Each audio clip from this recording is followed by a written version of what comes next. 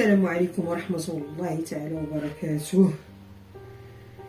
خوتي، كنعتذر لكم عن التأخير الخارج عن إرادتي، وكنعتذر عن كيفية الإلقاء لأنها مسألة جديدة عليا وانتم غادي تفهموا الوضع.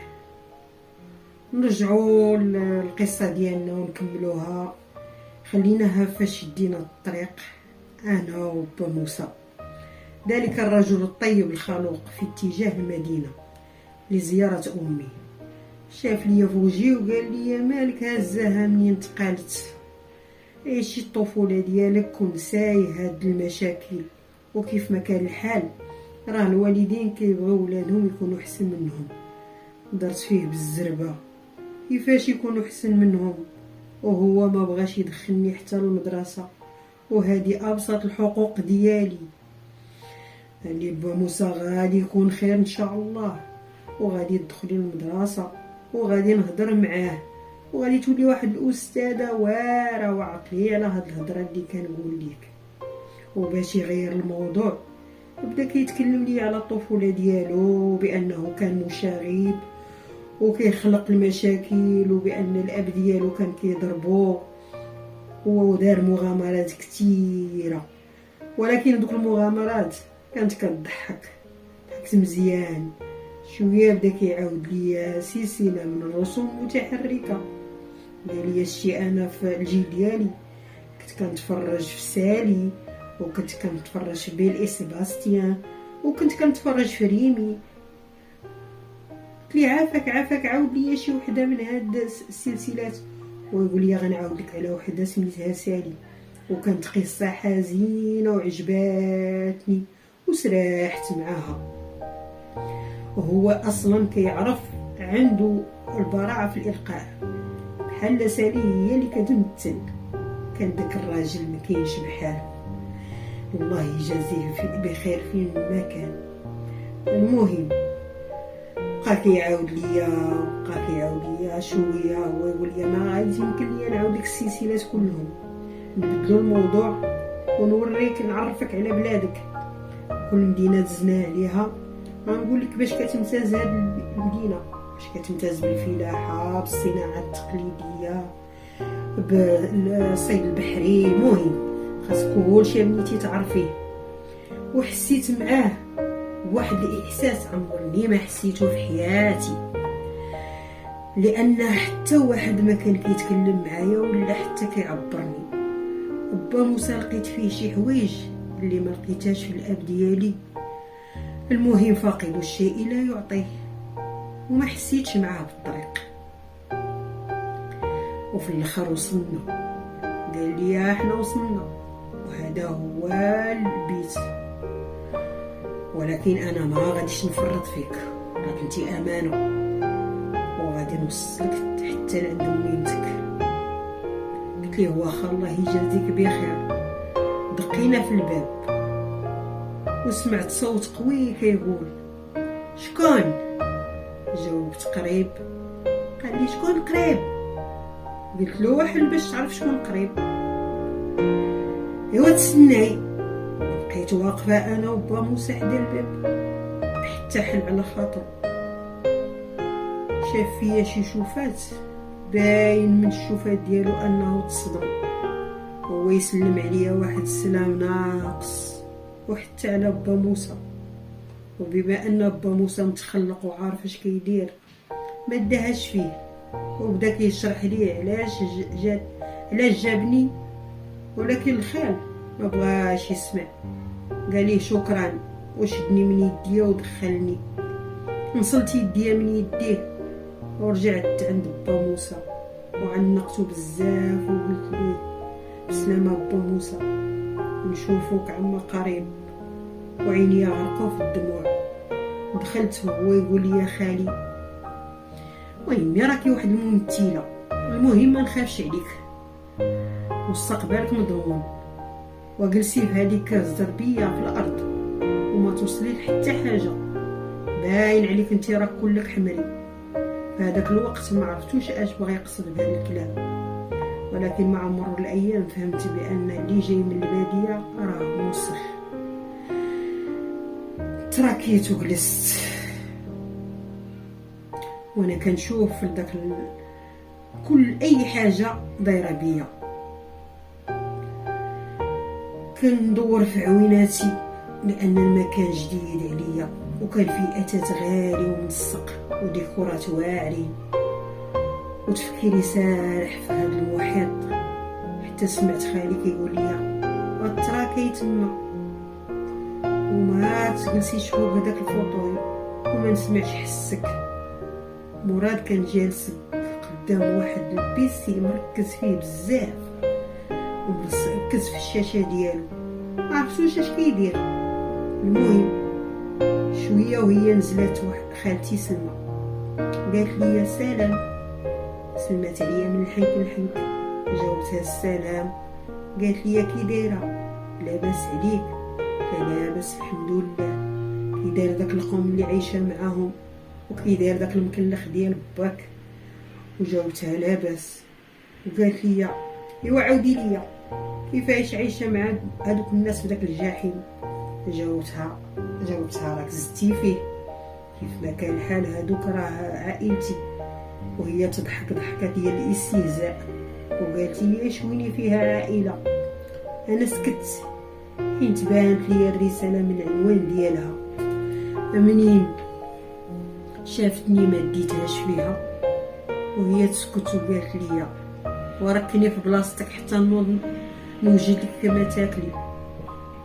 بقيت على ذاك الحال شويه وهي تعيط عليا المطبخ اللي كان كبير وزوين بزاف ومنظم.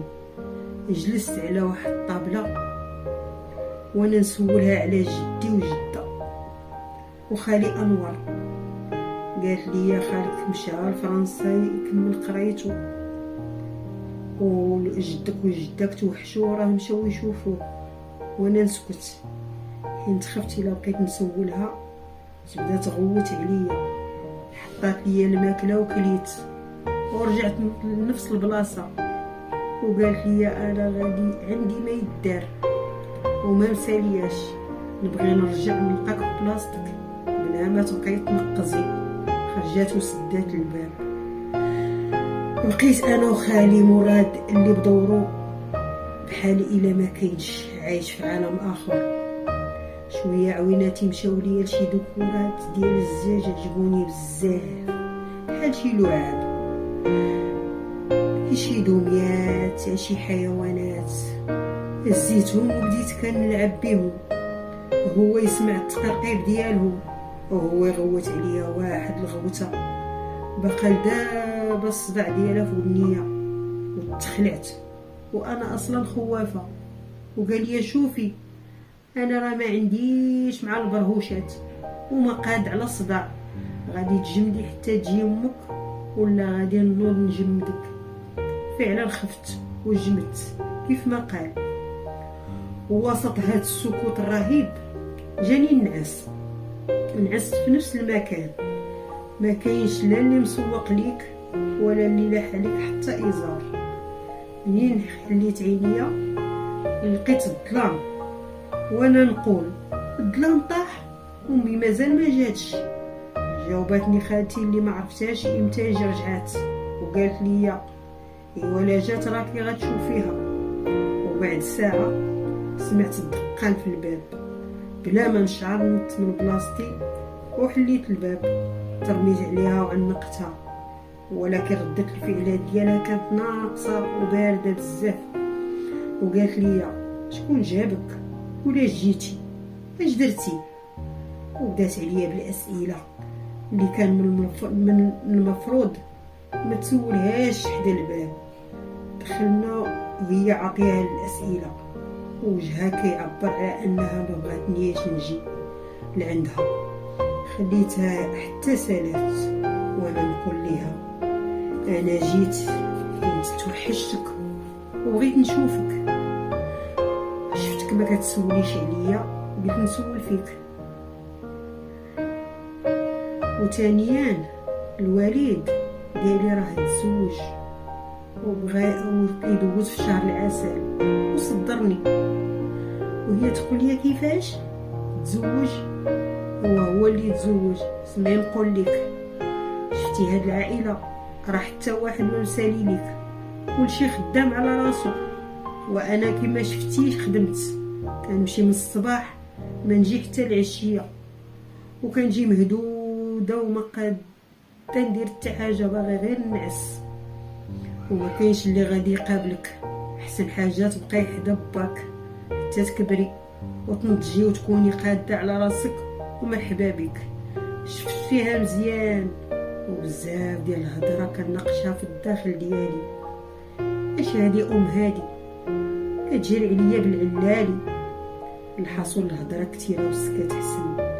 وكملات هضرتها وهي تقول لي والسلامه هذا الراجل اللي جابك امتى غادي يجي يديك؟ قلت لها الوالد دار معها اسبوع. دخلت الغرفه ديالها وهي كتنكر وكتبي غير مع راسها، وجلست واحد شويه سمعت صوت الضحك ديالها كدوي في الهاتف بالساعات، غير مباليه بالوجود ديالي. ايوا الحباب، بقيت عايشه معاهم بالتليكوموند. جلسي نجلس، نوضي نوض، نعسي نعس، كولي ناكل. حياة كانت مملة. جات العطلة الأسبوعية وفرحت وقلت لأمي دابا انتي ما غتمشيش للخدمة، أنا بغيت نخرج نشوف المدينة ونشوف البحر ونشوف بزاف ديال الحوايج كيعاودوا عليها في الدار البيضاء زوينة. وهي تجاوبني بالخف وقالت لي اش من زوينة كاينه حتى حاجة زوينة. انتي ما كتعرفيش بأن الدار البيضاء مدينه اقتصاديه ديالها مدينه ديال تماره، كاين ما يفهم ما يتشاف. وزيدون انا ما مسالياش ليك، غادي نخرج مع صحاباتي، عندي ما يدار وغادي ندوي بخصوص الخدمه. وانا عرفتها ما كاينه لا خدمه لا والو. المهم ناضت من قدامي وتقادات ولبسات وخرجات، وكيف ما العاده تبعاتها خالتي. وبقيت انا وخالي اللي حتى هو دازت غير شي سويعات وتقاد وتريح وخرج، وقال لي بلا ما نوصيك ما تقربي لحتى حاجه. شعل لي التلفازه ودار لي واحد القناه فيها غير رسوم متحركه وكل ما يتعلق بالاطفال. بقيت مسمره قدام التلفازه مده طويله، شويه بديت كنبكي وكنقول الله يا سيدي ربي الله اش هاد الشيء. وبقيت غير في الباديه كيف ما كان الحال كنخرج نلعب مع الدريات وكيدوز النهار بلا ما نحس بيه. اش درت سيدي ربي، اش درت انا فيما يجرالي؟ وبقيت كنبكي وجالسه شويه وانا نسمع الباب كيتفتح. مسحت عينيا بالخف ودخلتي هي الاولى وقالت لي كيفاش دوزتي نهارك؟ قلت لها كيف نهار دخلت لهاد الدار؟ قالت لي وهذه تعلمك على مره اخرى، مكره ما مسالياش ليك، وحتى هي عندها الحياه ديالها وبغات تعيشها، ما تكونيش انتي حاجز في حياتها.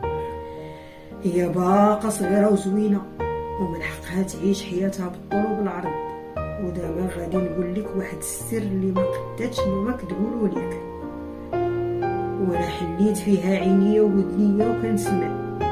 ماماك راها دايره علاقه مع واحد الشخص ميسور الحال، وقالت لي بان فايت فيها الزواج وبغا يتزوج بها، ولكن ما قالش ليه راه ان عندها بنت. بقيت كنشوف فيها ودابا هانتي عرفتي كلشي صافي، سيري بقاي حدا باك حسن لك. هذيك راها عائله كبيره وكلهم خدامين في نفس المكان وما عندكش مناش تخافي، عيشي معاهم حتى تكبري. نزل ليا هاد الكلام بحال شي صاعقه. امي كتبرى مني، علاش يا سيدي ربي علاش؟ الحاصل لا ام لا اب، كلهم عايشين حياتهم وناسين ان عندهم بنت. عطاتني كليت كيف العاده وقالت لي غسلي فمك ورجليك ودخلي لفراشك، امك راه غتفطن. وفعلا بقيت كنفكر في داك الكلام حتى داني الناس بلا ما نحس بالمجيء ديالها. في الصباح كنوض انا الاولى، ماشي حيت انا زعما كاينه ناشطه ولا من دوك الناس اللي كانوا بكري، لا، حيت الذات ديالي شبعانه راحه.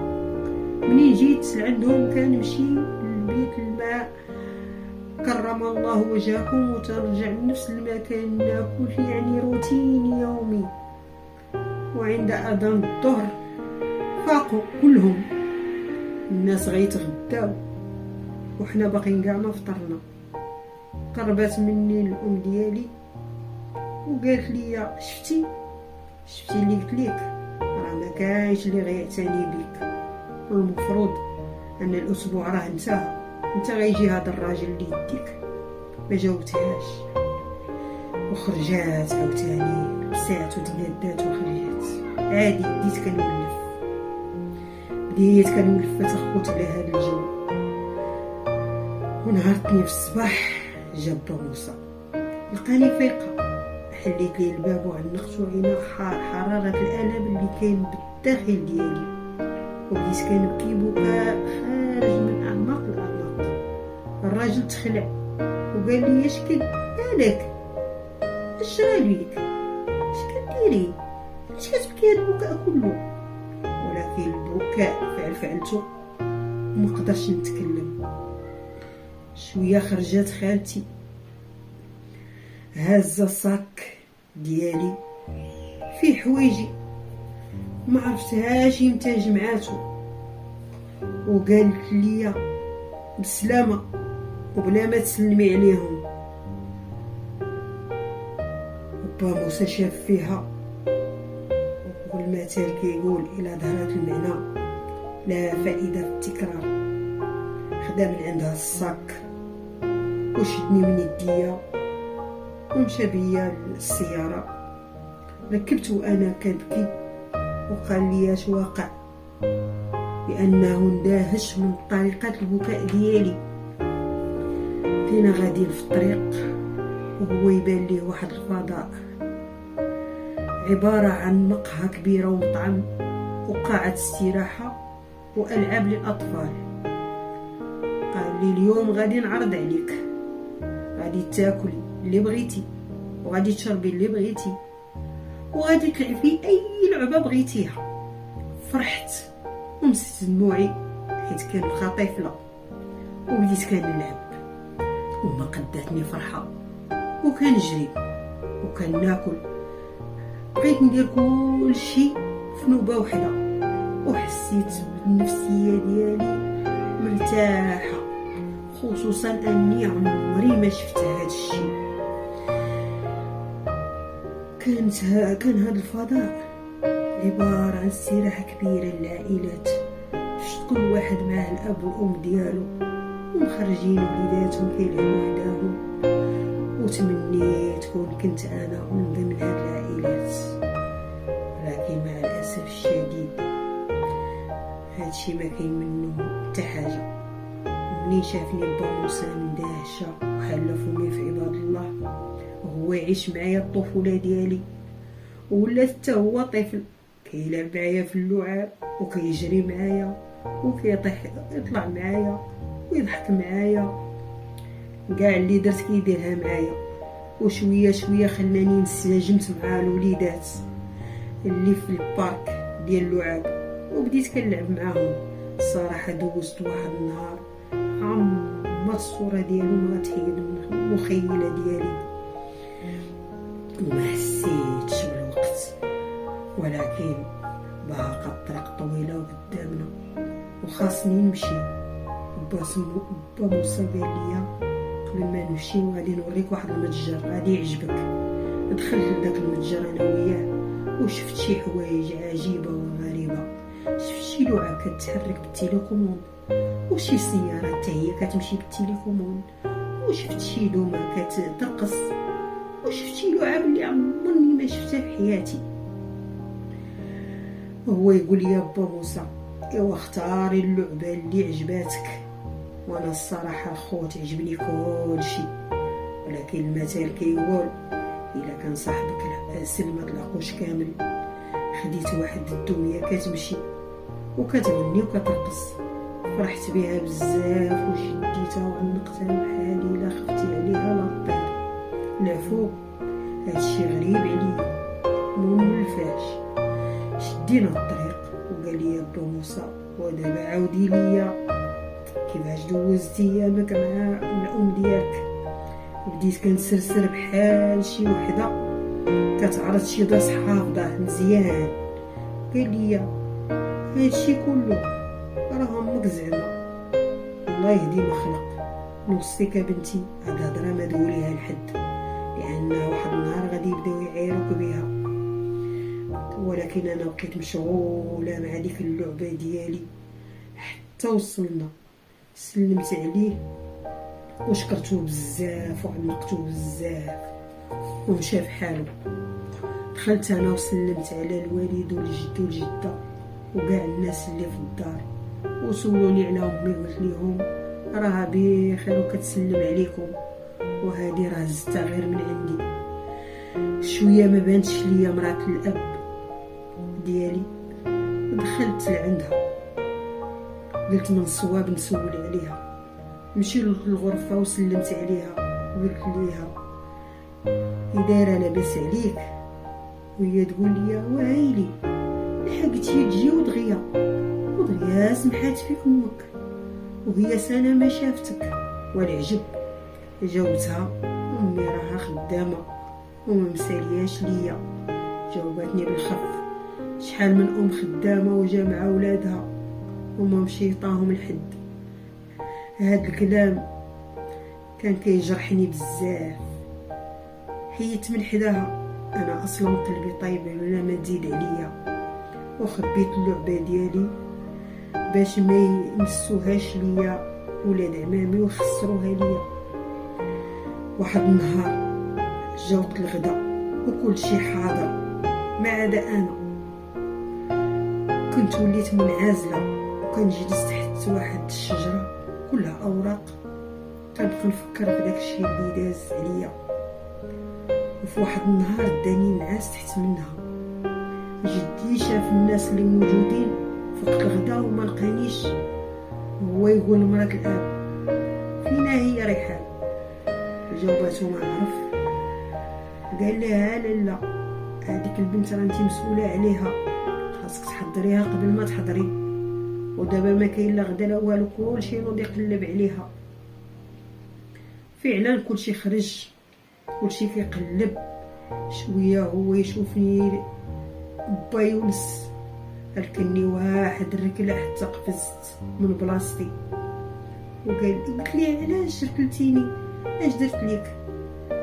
بدا كيغوت ويعاير وقال لي احنا منوضين حيحه وانتي جابده عليها بنعسه هنايا. بديت كندمع كيف العاده وتبعته. مسحت دموعي وتغدينا، لكن مرات الاب ما تغداتش معانا. شويه دخل عندها الاب ديالي وهو يعيط عليا. بعد ما مشى جدي محمد للجامع يصلي الظهر قال لي مالك عزيزين عليك المشاكل والصداع. واش انا غادي نبقى عندي ما يدار؟ غادي نبقى غير مقابلك؟ ودابا راه عندك 6 سنوات، ديري عقلك ولا غادي نشمر ليك. وبدا كيغوت عليا. وحتى مرات الاب قالت ليه شوف سيدي انا ما ولدت ما خصوني، انا ما قد على صداع واشوف لك شي حل. با يونس كان كيبغي مراته بزاف لانها كانت حاده وكتعرف كل شيء المسائل ديال الباديه، وكان جدي ديما كيمدح فيها امام زوجة عمامي. المهم باش مرات الاب ديالي ما تبقاش تسمع الهضره على قبلي ولات كتسد عليا في الغرفه ديالها، تعطيني السطل الجفاف وتقول لي بغيت نرجع نلقى نهار الغرفه كتشعل بالنقاوه. وفعلا كنت كندير داكشي اللي قديت عليه، نطوي البلاكار، نمسح الغبره، نجفف. وهاد المساله بدات كتكرر بزاف. وقت ما فطرنا تعيط عليا وخاصني ننفذ الاوامر. ومدازت الايام والمثل كيقول الشيء اذا زاد عن حده انقلب الى ضده. واحد النهار ولا النهار وبديت كنغوت من الشرجم ديال الغرفة ديالها، حلو عليا راني ساليت، واش غنبقى مسجونة؟ وبديت كنغوت على ولاد عمامي. سمعني جدي وجا كيجري وقال لي ياك لاباس اش وقع؟ عاودت ليه كلشي. شال عندها الارض وبدا كيغوت عليها قدام الجارات وقال ليها حشومه عليك هادشي اللي كديري. قالت ليه لا، راه بغيت نعلمها الشقا وبغيت نعلمها الشغل وبغيت نعلمها تكون حاذقه. قال لها علميها ولكن ما تسديش عليها بالساروت، راه المثل كيقول اللي ما ولدو ما حل عليه. جات حلات عليا وهي كتبكي، وخرجت انايا عند ولاد عمامي نلعب معاهم، والخبر وصل للوالد. بقى كيتسنى جدي حتى خرج وجبت السلطه وعيط عليا وهو يزرقني عصا بلا ما يفهم والو. المهم صاحبة الحسن والجمال ما خصهاش تبكي. انفجرت وقلت ليه اسيدي الا بغيتو تهناو مني دخلوني المدرسه، انا بغيت نقرا. جاوبني واش شفتي شي واحد قاري هنا؟ قلت ليه انا ما سوقيش في عباد الله، انا داوي على راسي بغيت نقرا. هو يحط يديه في العنق ديالي وقال لي ما كاين لا قرايه لا والو، باقا تجبدي لي هذا الموضوع غندفنك في بلاصتك. خفت ولا نسكت، ودازت الايام والشهور اللي تحولات لسنوات وهي تحمل مرات الاب ديالي. وقالت ليهم راه جاني لوحم عليها، وانا عرفتها غير كتكذب. كنوض الخوت بالمعيور وكنجلس بالضرب. مليت هذا الوضع، والاب بحال ما كاينش هنا، ما كاينش اللي يجي منك وما كاينش كاع اللي مسالي ليك. بقى الوضع على هذا الشكل. واحد النهار هو يفكر هو وليها في خطه جهنميه، مشى لعند جدي محمد وقال ليه راه جاني مرسال من عند الام ديالها وبغات تدخلها المدرسه، وقالت لك الا ما صيفطناهاش ليها غادي تدعينا وغادي تربحنا، لان الدوله كتحارب الاميه والجهل. وبعد اخذ ورد من عند الجد ديالي وافق، لان ما كانش عنده مع المحاكم وما كانش عنده مع المشاكل. وهو يقول ليه بشرط تبدا ديما تزيد تزورنا، احنا ماشي غادي نسمحوا فيها بحال امها. قال ليه واخا. وهو يجي لعندي وقال لي راه امك سولات فيك وبغات تدخلك للمدرسه. انايا وسط هاد الكلام ندهش، حيت انا عارفه اش خليت. كيفاش تدخلني للمدرسه؟ قال لي احسن تمشي تقراي في المدينه، كلشي تما قريب ماشي بحال هنا. وانا نقول في خاطري ربما حسات بالغلط ديالها وحسات بانني محتاجه ليها وما بغاتنيش نبقى عايشه هنايا ما قاريه ما سامعه وهذاك الشيء. وبقيت كان نخمم في شي حوايج غير من مخيلاتي. هو يقول لي العاب ديالي غادي تنوضي حوايجك كلهم وما تخليه والو، حتى تبغي تجي تزورنا وجيبي معاك لبسه ولا جوج باش تبدلي، وانا اللي غادي نديك. جاوبته بسرعه بلا ما نشعر، لا لا لا خلي با موسى هو اللي يديني. جاوبني وقال لي شي هضره بغيت نقولها لامك ما بغيتش با موسى يسمعها ولا يعرفها. سكت وشدينا الطريق وكان صايب بسرعه، لا كلام لا هضره، واحد الصمت كان كيوجع. حتى ما نزلنيش لا شربت ولا كلت حتى حاجه. ولكن انا في ديك الطريق كانت كنتفكر كلشي داكشي اللي داز بيني وبين با موسى الله يذكرو بخير. اول شي كنت كنتفكر كيفاش كان كيشرح ليا على الموضوع، كيفاش ديك الحكايه اللي عاود ليا على المغامرات ديالو. المهم مع هادشي كله سرات وعلى ما وصلوا. نخليكم في راحة الله وإلى الحلقة القادمة، والسلام عليكم ورحمة الله. أختكم في